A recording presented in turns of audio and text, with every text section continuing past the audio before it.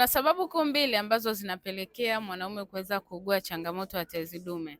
Sababu ya kwanza ni maambukizi ya bakteria. Sasa hapa tunazungumza na wale ambao wameugua changamoto ya maradhi ya magonjwa ya zinaa kwa muda mrefu. Hiyo hupelekea kwa asilimia kubwa tezi dume kuweza kuvimba na kupelekea shida ya mfumo wa mkojo. Lakini pia tatizo la pili ama sosi ya pili ni umri, kwa wale ambao wamefikisha umri wa miaka 45 na kuendelea. Hizo ndio sababu kuu za watu kuweza kuugua changamoto ya tezi dume. Video zinazofuata nitazidi kuelezea madhara, dalili na namna gani ambavyo unaweza ukajitibu, lakini na kukumbusha kwamba Madina Health tuna programu ya miezi 3 mpaka 4 ambayo itakusaidia kupona kabisa changamoto ya tezi dume bila upasuaji na ukarudi katika mfumo wako wa kawaida.